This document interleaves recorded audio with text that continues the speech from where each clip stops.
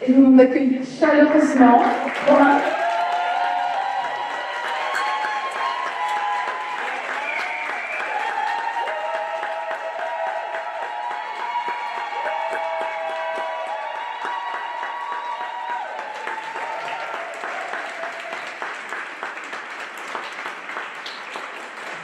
C'est beaucoup de pression.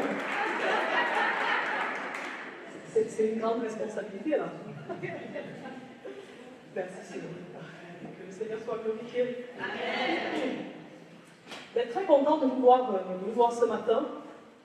Et je voudrais commencer par vous dire merci, vraiment merci, parce que plusieurs sont fidèles à cette vision que nous portons depuis des années. Et même si vous venez juste vous payer votre place pour assister à la conférence, sachez que c'est au-delà d'assister à une conférence.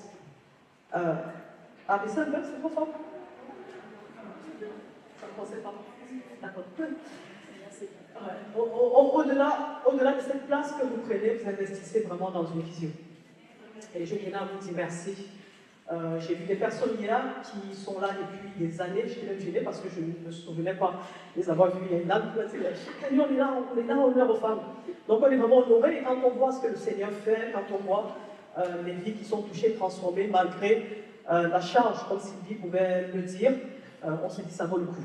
Amen. Ça vaut le coup de payer ce prix-là. Et vraiment, voilà, merci au nom de l'équipe. Je voudrais aussi remercier mon assemblée, l'Assemblée du Bon Berger.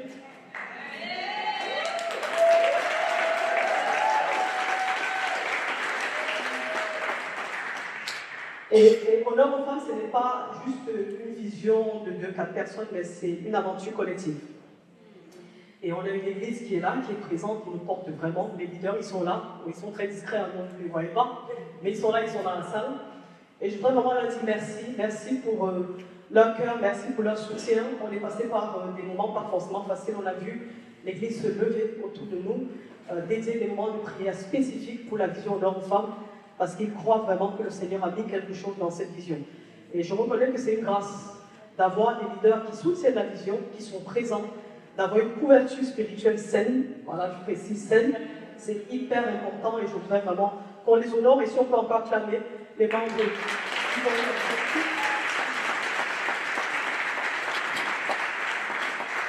Et vous savez, quand vous rencontrez des personnes qui, voilà, qui naturellement, ils n'ont pas forcément besoin, mais ils disent que je venais de jeûne pour la conférence. Quand vous voyez un gamin, je suis obligée de le dire, un gamin de 11 ans qui prend son argent de poche pour payer la place à une femme pour qu'elle soit présente à la conférence. Et là, on s'est dit, on a le droit, on devrait pouvoir porter cette vision. Et je remercie bien évidemment ma famille également, qui est là, qui me soutient dans la vision depuis plusieurs années. Donc voilà, merci beaucoup, merci. Alors de quoi est-ce que je vais vous parler ce matin? C'est ça la question. C'était pas évident la préparation de l'introduction. Ben, notre thème, vous l'avez vu, hein, c'est vivre pleinement dans son autorité. Et la question c'est de dire, mais Seigneur, de quoi est-ce que tu voudrais qu'on parle? Qu'est-ce que tu veux dire à tes filles? Et quand j'ai commencé à réfléchir sur ce que le Seigneur voulait apporter, je sentais à chaque fois le poids de Jésus sur les épaules et l'amour de Jésus. Et Jésus m'a dit, parle de moi, mes filles. Parle de moi, de l'autorité que j'ai reçue, l'autorité dans le ciel et sur la terre. Parle-leur de moi. Et cette présence était tellement, tellement forte. Et je pense que Jésus veut dire à plusieurs ce matin qu'il vous aime. On va commencer juste par la prière, pour remettre ses mains entre les mains du Seigneur et ouvrir nos oreilles à ce que Jésus veut nous dire. Seigneur, je veux vraiment bénir ton nom ce matin. Je veux te dire merci, Jésus, parce que je sais que tu aimes tes filles. Tu veux leur faire prendre conscience de ce que tu as déjà accompli, afin qu'elles puissent venir vraiment rentrer dans ces choses et vivre pleinement la vie que tu as prévue pour elles. Seigneur, tu vois les cœurs, tu vois les vies, tu sais par où chacune est passée, tu connais les défis. Tu connais le cœur de chaque femme qui est présente ici. Nous ne les connaissons pas, je ne les connais pas toutes, mais toi, tu les connais dans les profondeurs de leur cœur. Et ce matin, tu veux leur dire que tu les aimes. Je te dis merci Jésus parce que tu veux vraiment libérer ton amour dans le cœur de tes filles ce matin. Et peut-être qu'il y en a qui n'ont jamais entendu ce mot, ou lorsqu'elles l'ont entendu, il n'était pas vrai. Il y a quelque chose qui a été dit, mais dans la pratique, ça a été le contraire. Tu veux dire que toi, Jésus, tu ne déçois jamais. Et je prie ce matin, Jésus, pour que tu puisses visiter vraiment les cœurs. Je prie pour ces femmes, Seigneur, qui sont perdues. Et je vous dis, quand je préparais le message, et je pouvais sentir et voir des personnes qui sont même muées dans le silence, qui ne parlent plus parce qu'on ne les écoute plus. Qui ne s'expriment plus parce qu'on ne les entend plus, parce qu'on est fatigué de les entendre. Mais Jésus, il n'est pas fatigué de t'entendre. Jésus, il est là ce matin pour toi. Il est là et il te connaît. Alors Jésus, je prie vraiment pour que tu puisses rencontrer le cœur de chaque femme. Je prie pour que ton amour soit diffusé dans les cœurs. Saint-Esprit. Maintenant, Esprit de Dieu. Là où il y a besoin de cet amour, là où l'abandon a pris place. Que toi, Esprit de Dieu, tu viennes remplir les cœurs maintenant. Tu viennes disposer les cœurs, entendre ta parole, entendre ce que tu veux dire à tes filles. Toi qui les as aimés le premier et qui est mort pour elles. Je te dis merci Jésus. Merci. Merci Jésus. Merci Jésus. Merci Jésus. Merci Jésus. Merci Jésus. Nous te disons merci Jésus. Ta présence n'est pas un acquis. Ta présence n'est pas un acquis. Nous te disons merci Jésus. Merci Jésus. Alors que tu visites les cœurs maintenant par ton esprit, je te dis merci. Merci pour ta présence Jésus. Merci. Merci Jésus. Alléluia. Alléluia. Gloire à ton nom. Gloire à Jésus. Amen.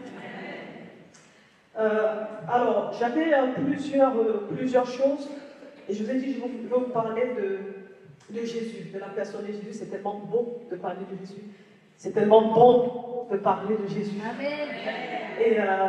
Et j'avais à cœur quelques femmes dans la parole de Dieu par rapport à ce que Jésus a fait dans leur vie. Bon, il y a tellement de choses à dire, mais j'en ai sélectionné que quelques-unes que je vais vous partager ce matin. Femme, je veux te dire que Jésus connaît tes souffrances, il te délivre et il te restaure. Et vous savez, dans Jean 8, si vous pouvez prendre le verset où vous notez la référence, un passage qui est très fort et qui est en lien également avec le thème de ce week-end, c'est sur la femme qui était accusée d'adultère. Il nous est dit que les pharisiens, alors c'est la version de Semeur que je lis, il nous est dit que les pharisiens traînèrent devant lui une femme qui avait été prise en flagrant délit d'adultère. Ils la fit avancer dans la foule et la placèrent bien en vue devant Jésus. « Maître, lui dit-il, cette femme a commis un adultère. Elle a été prise sur le fait. Or, dans la loi, Moïse nous a ordonné de lapider des femmes de ce genre. Toi, quel est ton jugement sur ce cas ?» En lui posant cette question, il voulait lui tendre un piège, dans l'espoir de trouver quelques prétextes pour l'accuser. Mais Jésus se baissa et se mit à écrire du doigt sur le sol. Eux, ils insistaient, répétant leur question. Alors il se releva et leur dit, « Que celui d'entre vous qui n'a jamais péché lui jette la première pierre. » Puis il se baissa de nouveau et se remit à écrire sur le sol. Après avoir entendu ces paroles, ils s'esquivèrent l'un après l'autre, à commencer par les plus âgés, laissant finalement Jésus seul avec la femme, qui était restée au milieu de la cour du temple. Alors Jésus leva la tête et lui dit, « Eh bien, où sont donc passés tes accusateurs? Personne ne t'a condamné? » Personne, Seigneur, lui répondit-elle. Alors Jésus reprit, « Je ne te condamne pas non plus. va, mais désormais ne pêche plus. Alors, juste deux éléments. Bon, c'est un passage qui est très connu. Clairement, il y a deux violations de la loi par les pharisiens vis-à-vis de cette femme. La première, c'est que, bien évidemment, si elle a commis l'adultère, elle n'était pas toute seule. Ça, on en parle souvent.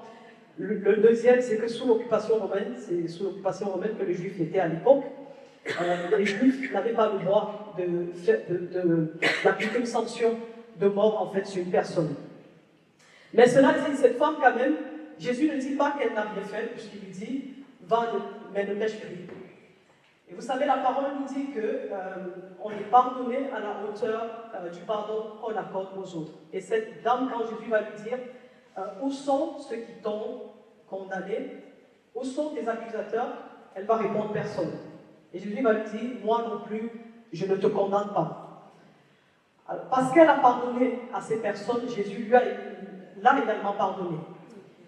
Et c'est vrai qu'on est dans un contexte où on se dit mais comment est-ce qu'elle a pu accorder ce pardon?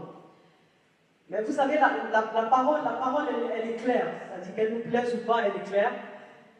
Qu'elle nous convienne ou pas, elle va s'appliquer. Si le Seigneur nous dit qu'il nous accorde le pardon à la hauteur du pardon qu'on accorde aux autres, ça veut dire que même si ça ne nous convient pas, même si on essaie de trouver des situations arrangeantes, la parole porte la loi de Dieu, elle va finir par s'accomplir, elle va finir par s'appliquer. Mais là où je voudrais attirer notre attention par rapport à cette femme, une fois que j'ai dit ça, c'est que c'est important également de regarder le contexte, la lumière à laquelle elle est la lumière de ce qu'elle a vécu et ce par quoi elle est passée. Et je prenais la version des semeurs parce que la version de semeurs est la version qui va brosser de manière plus claire, qui permet de créer un schéma qui permet de comprendre ce qui s'est passé en fait avec cette dame. Et cette dame en fait, elle a été, alors lui second nous dit qu'on la mène devant Jésus, mais le semeur dit qu'on la traîne devant Jésus. C'est pas du tout pareil. Ouais, d'accord, c'est pas du tout pareil. Elle n'a pas été amenée devant Jésus, mais elle a été traînée devant Jésus. Donc on a une femme qu'on amène devant Jésus, qu'on accuse, des choses qui sont peut-être vraies, mais une femme qui est quand même exposée, une femme qui est quand même... c'est une forme d'abus, il faut se le dire. On a parlé des violences sexuelles, on a pu assister à des conférences sur les abus. Elle a vécu quand même une forme d'abus. Une femme qui est humiliée, une femme qui est exposée, une femme qui vit quand même des choses assez considérables, assez dures. Et on se rend compte que lorsqu'elle arrive devant Jésus, donc Jésus, il ne va pas dire qu'elle n'a pas commis la faute. Mais Jésus, il va se trouver pour écrire. Bon, on ne sait pas ce que Jésus a écrit, et je n'ai pas cherché à savoir ce que Jésus a écrit. C'est un mystère, ça lui appartient, on va lui laisser. Donc Jésus arrive devant la femme, on amène la femme devant Jésus, et il nous a dit que Jésus va se baisser. Donc je vais essayer de figurer ce qui s'est passé. Donc Jésus va se baisser, et il va écrire quelque chose, et puis il va se relever, et il va donc dire à ses accusateurs, celui qui n'a jamais commis de péché, qui met la première pierre. Et donc, accusés par leur conscience, ils vont partir.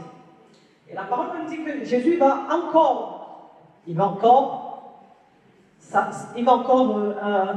se baisser pour écrire. Et lorsqu'il se baisse la deuxième fois pour écrire, on va dire qu'il va lever la tête, ok? Il lève la tête, et lorsqu'il lève la tête, il est tout seul avec la femme. Donc je me dis, si Jésus a levé la tête, ça veut dire qu'à un moment, cette femme, elle était vraiment à terre, elle n'était pas debout. Parce qu'on ne peut parler à quelqu'un que lorsqu'on est au même niveau que la personne. Donc la femme était à terre, et Jésus a parlé avec elle à son niveau. Alors ce qui va être intéressant, c'est que quand on regarde le début de l'histoire, c'est-à-dire cette femme est accusée, on ne préjuge pas du tout de la fin de l'histoire. On ne sait pas comment l'histoire va se terminer. On se dit peut-être la femme en colère et tout va refuser de pardonner. Et de la même manière, lorsqu'on regarde la fin de l'histoire, le pardon que la femme va libérer, on ne présage pas ce qui s'est passé au début. Donc du coup, la question qui se pose, c'est qu'entre deux, il y a quelque chose qui s'est passé et dont on a besoin que Jésus nous dise. Et il y a un élément que j'ai mis en lumière, peut-être que je n'ai pas assez insisté, un élément que j'ai mis en lumière lorsque je lisais, c'est qu'il est dit qu'elle est restée seule avec Jésus. Ok? Elle est restée seule avec Jésus. Alors la question qui se pose, c'est qu'est-ce qui s'est passé pendant cette période? Qu'est-ce qui s'est passé pendant cette période alors qu'elle était seule avec Jésus?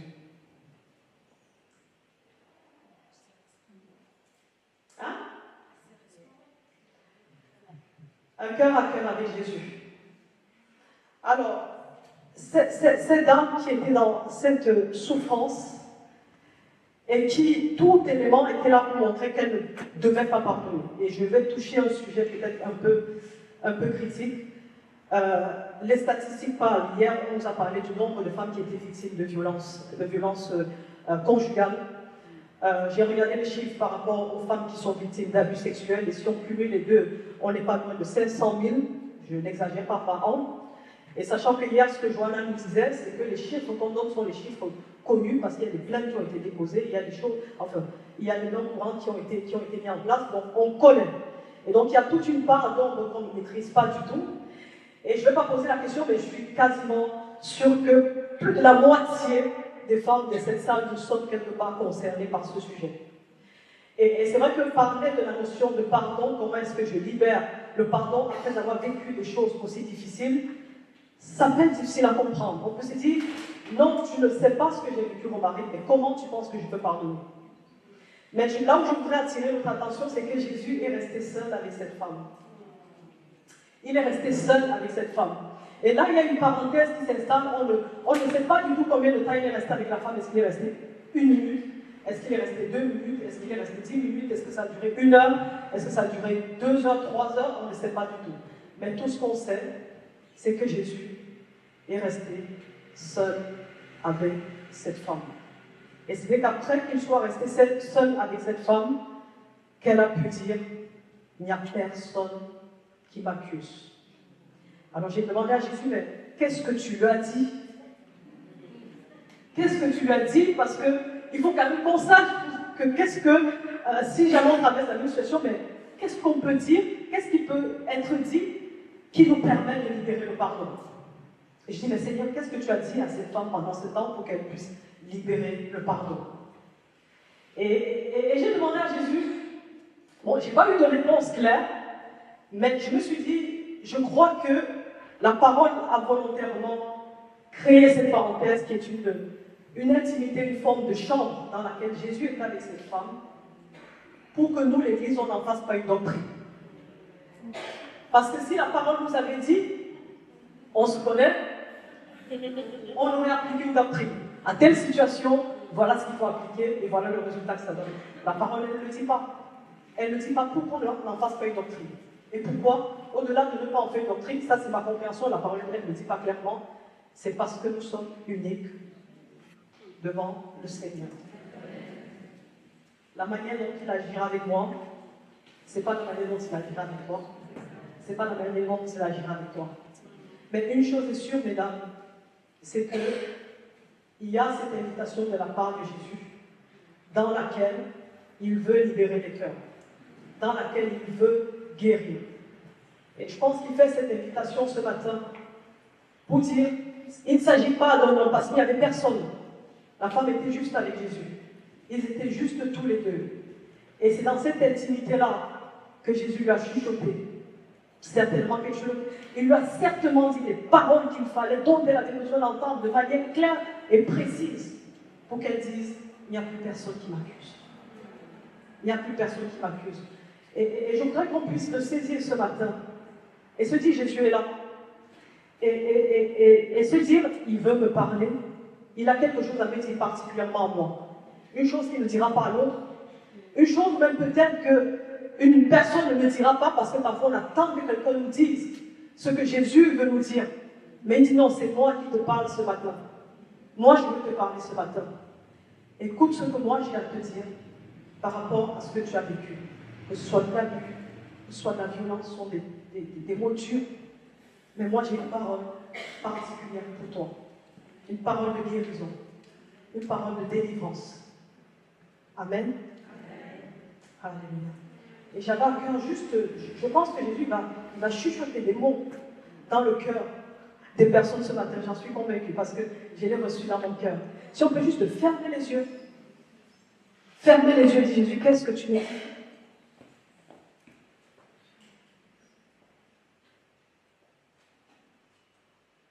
Il va nous parler.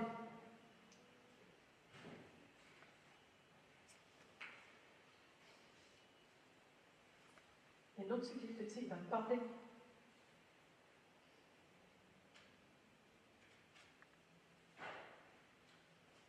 Jésus, tu donnes la parole.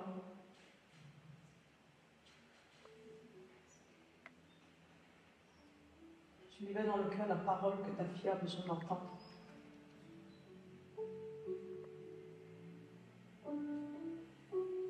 Dans cette chambre où elle se trouve.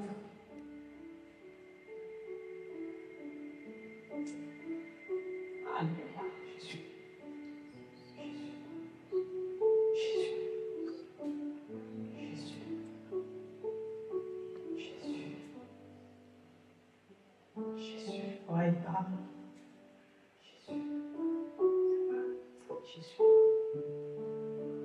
Jésus. Jésus. Alléluia, Jésus. Oh Jésus.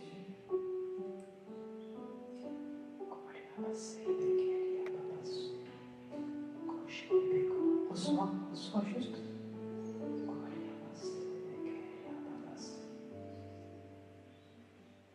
Reçois. Alléluia, merci Jésus. Merci Jésus. Merci Jésus.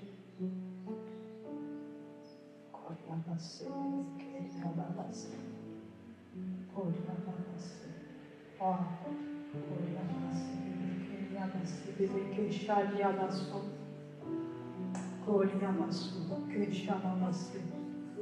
merci Jésus. Merci Jésus.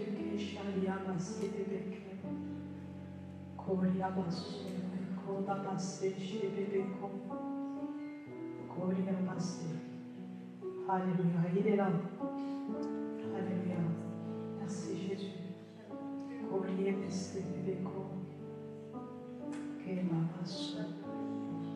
Alléluia, il est avec toi là en ce moment. Il est là.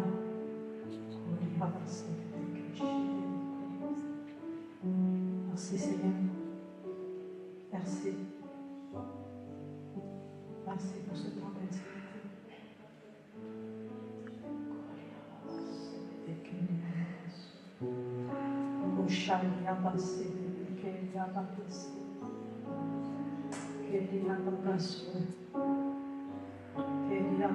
Merci Jésus. Alléluia. Merci, merci de ce que tu rencontres tes filles. Merci, merci pour la douceur de ta présence. Jésus, merci. Merci Jésus, merci. Merci Jésus, merci. Alléluia. Alléluia Jésus, merci. Koliabaso bebeke shaliababaso. Koliabaso bebeke shababase. Keliababaso. Ouais, on se lève. Plusieurs en avaient besoin. Merci Jésus. Keliabaso bebeke shababaso.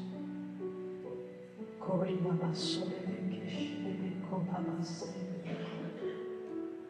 Koliabaso. Koliabaso. Alléluia. Merci Seigneur. Ce Jésus, c'est également le Jésus qui se révèle à toi. Qui veut se révéler à toi ce matin.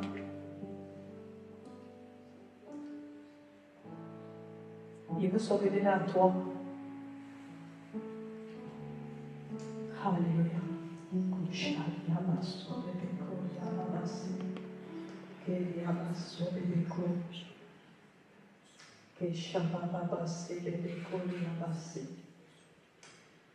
Alléluia. Il veut se révéler à toi, ce Jésus. Il veut se révéler à toi comme il s'est révélé à la femme samaritaine. Cette femme qui est connue comme ayant eu 5 maris et en concubinage à lui le dernier, qui était inconsidérée par les Juifs à l'époque, et rien ne laissait penser que Jésus pouvait croiser sur son chemin une telle femme, parce que les Juifs n'avaient aucune considération pour les Samaritains. Mais devant la soif que rien de ce monde ne pouvait étancher, Jésus va se révéler à elle, non seulement comme le Messie, mais comme celui qui lui donne l'eau de vie, de manière à ce qu'elle n'ait plus jamais soif. Et Jésus veut nous donner l'eau de vie ce matin pour qu'on n'ait plus jamais soif. Et alors je me suis posé la question, j'ai dit, si cette femme samaritaine était la femme contemporaine d'aujourd'hui, qu'est-ce qu'elle dirait aux femmes que nous sommes? Comment est-ce qu'elle nous parlerait?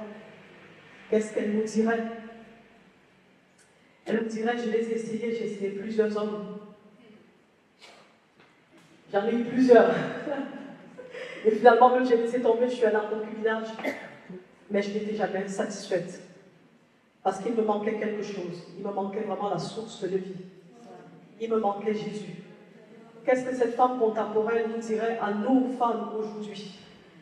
Elle nous dirait, j'ai eu la plus belle famille, peut-être au monde, mais il m'a manqué quelque chose. Il m'a manqué la personne de Jésus. Elle dirait, j'ai eu le plus beau poste que je n'ai jamais rêvé, mais je n'ai pas toujours été satisfaite. Cette femme nous dirait, j'ai consulté, je suis allée voir peut-être marabout, j'ai touché à l'occultisme, mais j'ai touché à tout ce qui peut exister, parce que je me cherchais lui, mais je n'ai pas trouvé. Cette femme nous dirait, la seule personne que j'ai rencontrée sur mon chemin, et qui a pu véritablement étancher ma soif, c'est la personne de Jésus. Cette femme nous dirait, femme, l'eau que Jésus m'a donnée à boire m'a tellement rempli que des sources d'eau coulent au travers de moi. Cette femme nous dirait, femme, ton Seigneur vit. Cette femme nous dirait, ce monde ne peut pas te donner, ne te donnera jamais l'eau de vie que seul ton Seigneur et ton Sauveur peuvent te donner. Cette femme nous dirait, j'ai eu tellement soif de lui, pas de ce qu'il va me donner, mais j'ai eu soif de lui. Je n'ai pas cherché par rapport à ce qu'il allait me donner. Je n'ai pas appliqué une loi, une clé pour comment obtenir quelque chose de lui.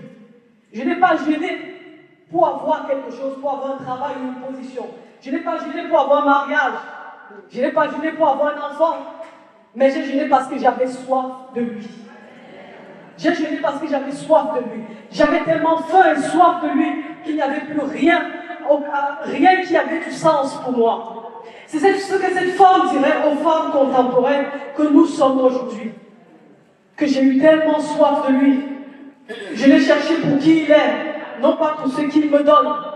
Je lui ai dit, Jésus, c'est toi que je veux. Et que même si je n'ai pas les choses de ce monde, c'est toi que je veux. Cette femme nous apprendrait comment avoir soif de Jésus, comment le rechercher, comment dire, Jésus, c'est toi que je veux, même si j'étais amené à perdre tout ce que j'aime, même si je n'ai pas les choses de ce monde, mais c'est toi, Jésus, que je veux. C'est ce que cette femme nous dirait ce matin. Elle nous dirait, Jésus, il est tout. Et parce qu'il est tout, je n'ai besoin de rien d'autre. Je n'ai besoin que de lui. Je n'ai besoin que de lui. Et cette femme nous poserait la question, femme, est-ce que tu as autant soif? C'est la question que cette femme nous poserait. C'est femme, est-ce que tu as autant soif? Est-ce que tu as autant soif? Jésus, il a eu une conversation avec cette femme, là, je crois que c'est la conversation la plus profonde qui existe, que Jésus a eue avec une personne dans la parole. Et Jésus lui a donné l'une des plus grandes révélations de la parole, en lui disant que Dieu cherche ce qu'il adore en esprit et en vérité. Et nous en parlons aujourd'hui dans nos prières. Mais c'est une femme qui avait tellement soif de Dieu, qui avait tellement faim de Dieu. Elle nous demande aujourd'hui quel est notre niveau de soif, de faim et de soif. Quel est ton niveau de faim et de soif de Jésus? Celui qui te comble là où rien ni personne ne peut te combler.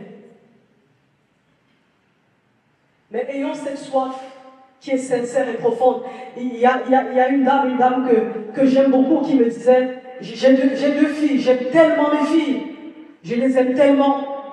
Et en plus, ce sont des bébés miracles parce que à la base, je ne devais pas avoir d'enfant, mais le Seigneur a fait un miracle, il m'a donné deux. Elle me dit, j'aime tellement mes filles, mais Jésus, c'est autre chose. Et je dis, quel beau témoignage. Quel beau témoignage. Est-ce qu'on peut se dire, j'aime tellement, Seigneur, tout ce que tu m'as donné, j'aime tellement ce que tu fais dans ma vie, j'aime tellement, mais toi, toi, c'est autre chose. Je te veux, toi, Jésus. Dis, Jésus, c'est toi que je veux. Je te veux, toi. Que cette soif, que ce ne soit pas juste les paroles qui sortent des lèvres de notre bouche, mais que ça vienne du profond de notre cœur. Et c'est ce que Jésus veut produire en nous. Lorsque Jésus produit la guérison, la restauration, comme on l'a vu, et comme on peut le voir à chaque fois qu'on a des rassemblements, c'est tout simplement pour créer le vide, pour la soif de lui.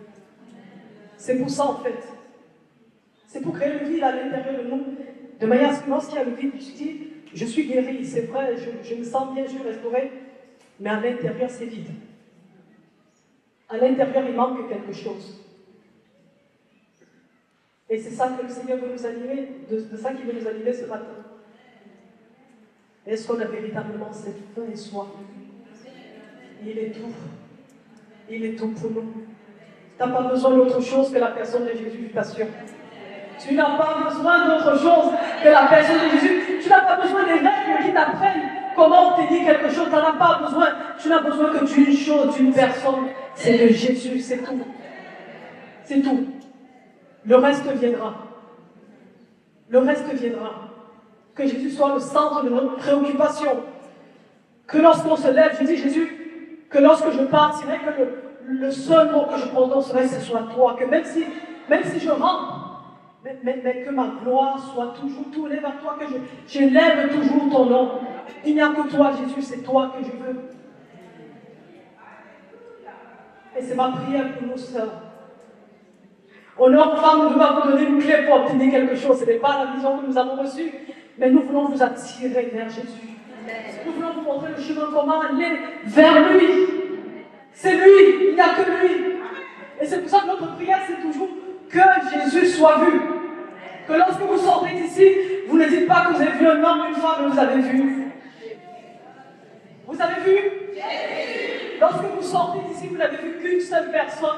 C'est la personne de Jésus. Et c'est Jésus, il vit.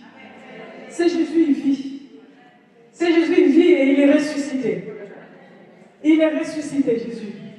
Il est ressuscité.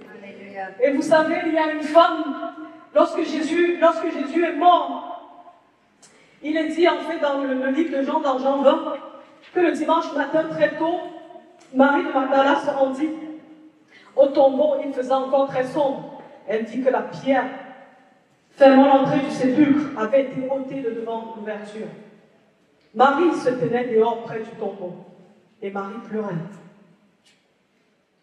Tout en pleurant, elle se pencha vers le tombeau et elle vit deux anges vêtus de blanc. Puis à la suite de l'histoire, mais Marie arrive au tombeau. Elle est venue pour voir Jésus. Et Jésus n'est pas là. Et parce que Jésus n'est pas là, elle pleure. Elle pleure parce que Jésus n'est pas là. Est-ce que nous on pleure quand on arrive dans un endroit où on doit voir Jésus et qu'on ne le voit pas? Est-ce que ça nous fait pleurer? C'est la question qu'on doit se poser. Elle arrive, elle s'attend à voir son Seigneur. Il n'est pas là et elle pleure. Et la parole ne détaille pas l'état dans lequel elle était, mais j'imagine l'état dans lequel elle était. Et je dis, Seigneur, est-ce que moi aujourd'hui, je peux pleurer comme ça quand je ne te vois pas, quand tu n'es pas là, quand je suis à un endroit où tu n'es pas là? Est-ce que je pleure comme ça? Elle dit, mon Seigneur, il est où? Là où Jésus n'est pas, on doit pleurer. Ça doit tellement nous faire mal qu'on doit pleurer. On dit, t'es où Jésus? Je veux voir Jésus. Il est où Jésus? Il est où Jésus? Dans le livre de l'Apocalypse, dans l'église de l'Odyssée, il y a quand même quelque chose qui est assez violent qui dit à l'église. Il dit, tu frappes à la porte. Mais Jésus, qu'est-ce que tu fais à la porte? Pourquoi tu es à la porte? Mais qui t'a mis à la porte, Jésus? Ce n'est pas normal que Jésus soit à la porte. Il parle à une église. Il ne parle pas aux non-croyants. On peut l'utiliser pour amener les non-croyants au Seigneur, il n'y a pas de problème, ça marche. Mais c'est à l'église que Jésus parle. Et il n'est pas à l'intérieur. Il n'est pas à l'intérieur. Il parle à ceux qui le connaissent. Il est à la porte et il frappe. Est-ce qu'on pleure encore parce que Jésus n'est pas là? Est-ce que ça nous fait encore pleurer? Est-ce qu'on cherche tellement sa main que du moment où on obtient ce qu'il va nous donner, ça nous va et on va. Mais son absence ne nous fait plus rien. Parce qu'on a appliqué les lois, la parole c'est une loi, elle s'applique, tu l'appliques, elle marche, il n'y a pas de problème, il n'y a pas besoin d'autre chose. Les personnes qui ne connaissent même pas le Seigneur l'appliquent, ça marche, donc voilà, il n'y a pas de miracle. Mais est-ce qu'on pleure parce que Jésus n'est pas là? Est-ce qu'on pleure encore? Femme, je veux te dire ce matin, Jésus veut que tu vives.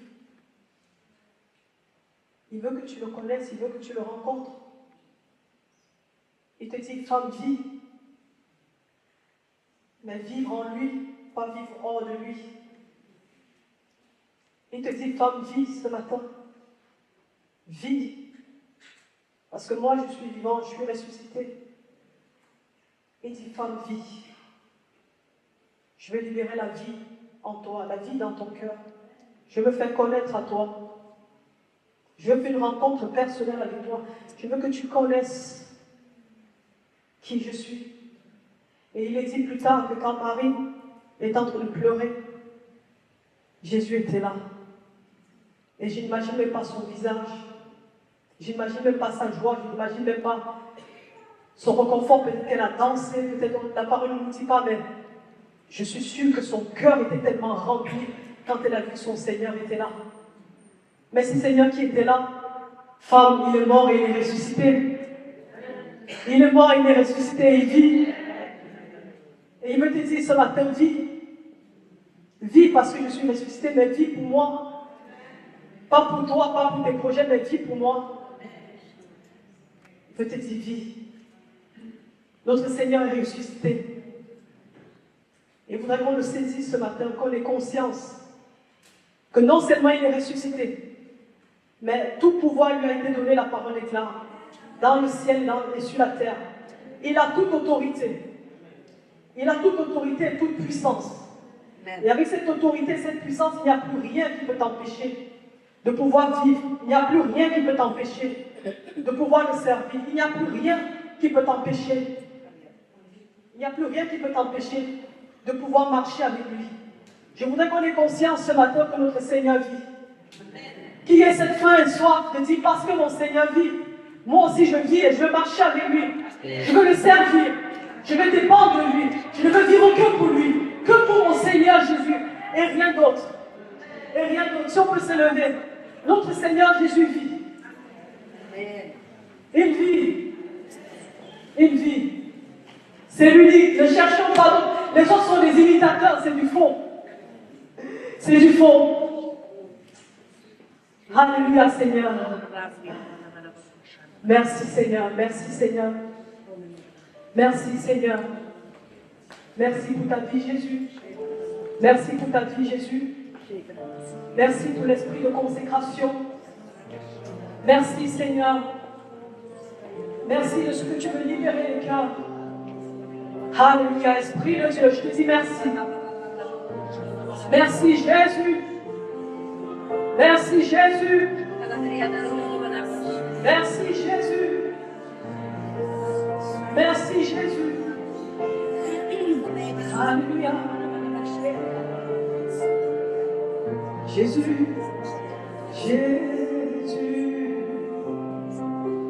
Disons Jésus. Jésus. Appelons Jésus. Jésus. Appelons